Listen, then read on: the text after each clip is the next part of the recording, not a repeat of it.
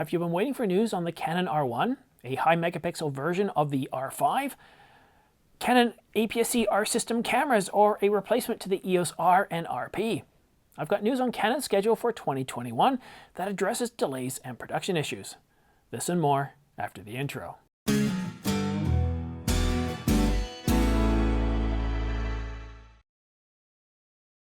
Hi, I'm Simon. Thanks for tuning in to The Ordinary Filmmaker. Subscribe to get notification of new videos like this one so you don't miss any news, rumors, gear reviews, or tutorials.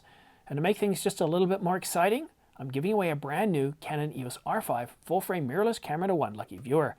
Details are in the description down below, or you can watch this video here, but please look at the terms and conditions as there are some age and location restrictions. And now for the news.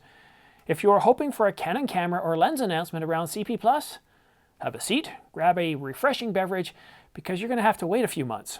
Craig, the editorial director and owner of Canon Rumors, said that I've spoken to multiple retailers in Canada, Europe, and the United States, and it appears that Canon's been informing them that camera and lens inventory issues will likely be resolved by the end of March. That's good, but that doesn't mean we'll get any announcements by the end of March. Just that the availability of lenses and bodies, like the Canon EOS R5, will be available at your local camera retailer, and no more waiting for months on end. At least it's likely. So, when are these announcements coming? Well, Craig thinks that we can get ready for major camera and lens announcements in and or around June.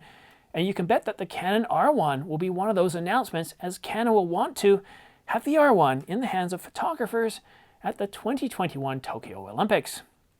You can also expect some of those telephoto and super telephoto lenses to be announced at the same time. Now let's recap what's rumored for 2021. The Canon R1, the fast action stills hybrid camera, is expected around June or July. It will go head to head with the Sony Alpha 1, which was just recently released, and the yet to be announced successor to the Nikon D6. A high megapixel version of the Canon R5 is expected sometime this year, but we haven't heard anything since last year. The Canon R5s, as we're calling it, will have a 90 megapixel sensor. That's the high megapixel version of the R5, but we're also expecting to get at least one APS-C R system camera, and it's likely to be a high-end APS-C, but it's just conjecture. And this little guy here, well, he looks like some sort of strange love child between the Osmo Mobile and the Canon M50. It was rumored to be out in April, but as per today's news, well, we can expect it to come a little later in the year. Now, I wouldn't be doing my job if I didn't give you a quick lens recap. These are the RF lenses rumored for 2021. Don't be surprised if half of these get pushed into 2022. We're supposed to get 4 zooms: the 10 to 24mm f4 L series USM, the 14 to 35mm f4 L series image stabilized USM, and the 18 to 45mm f4 to 5.6 image stabilized STM. Now, this seems like a focal length that's pretty much designed for an APS-C camera, so it kind of adds a bit of credence to, well, those rumors of an APS-C R system camera. But we'll just have to wait and see. Now, the last zoom scheduled for 2021 is the 100 to 400mm f5.6 to 7.1 image stabilized USM. Now, after getting the 50mm f1.8 a little earlier, we're supposed to get the 35mm f1.2. It's an L series USM lens. And of course, the 135mm f1.4 L series USM. And this one I'm particularly interested in. And if you're a photographer, if you're doing street photography, or even portraits, the 135mm is incredible. And it's going to create incredible results. This is one of those lenses where you don't need to shoot. You don't need to shoot at f1.4. I mean, if you're shooting at f4, you can get some incredible results separating the subject from the background. And if you're familiar with the EF version of this lens, then you know exactly what I'm talking about.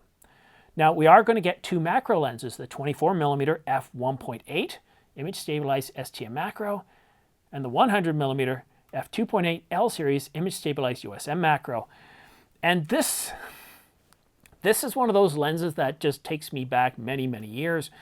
When I bought my first Canon, after I got the kit lens, I did a lot of research, and I found that the 100mm focal length, the f2.8, the EF version, of course, would be perfect for portraits. It would do a really good job.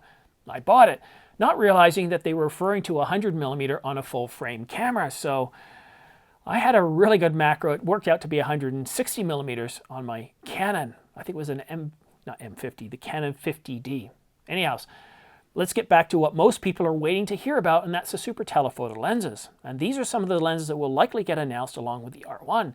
The 400mm f2.8L series image stabilized USM, the 500 and 600mm f4 L series image stabilized USM, the 800mm f5.6, that's a beautiful lens. It's image stabilized in USM, and of course the one I'd love to get my hands on, the 1200mm f8 L series image stabilized USM.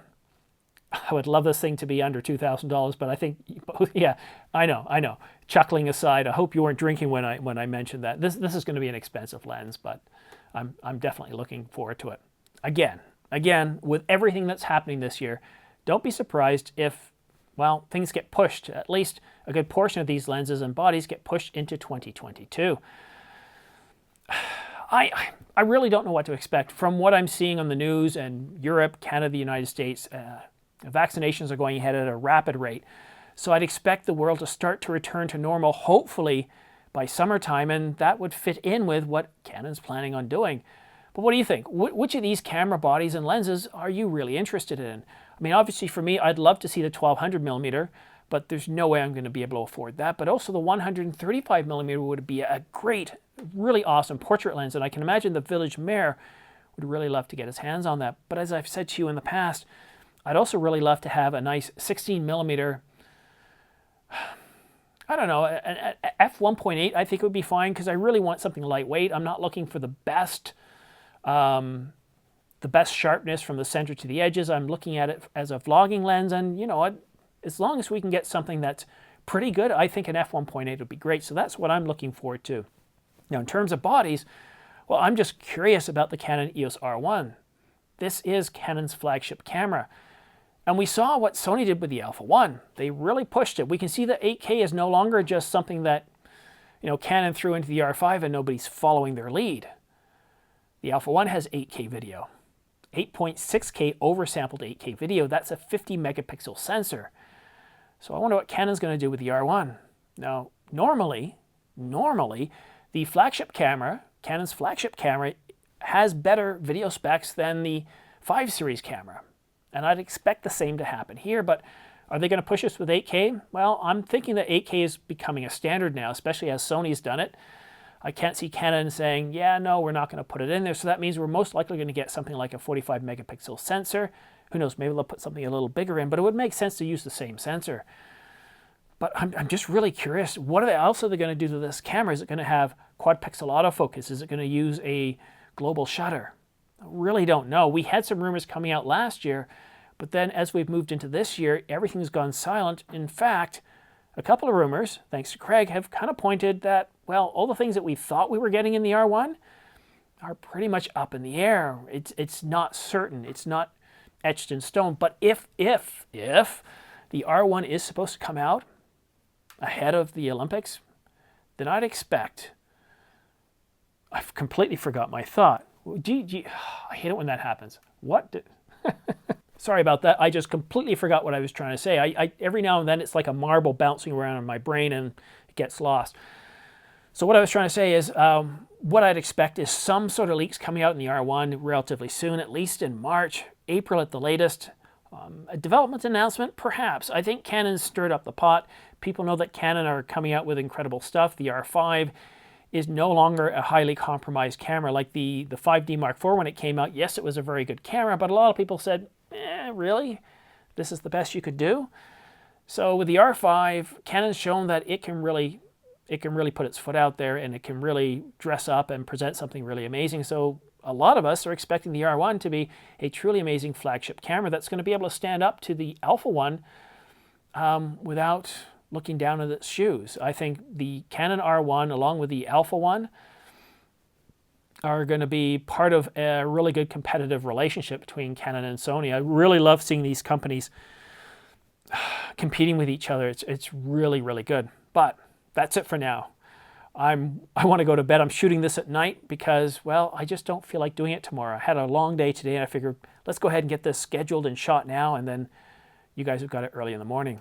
Anyhow, don't forget to subscribe for your chance to win 2 Angelbird 128GB AV Pro MK2 B90 UHS-2 SD cards, along with a dual UHS-2 SD card reader, also from Angelbird.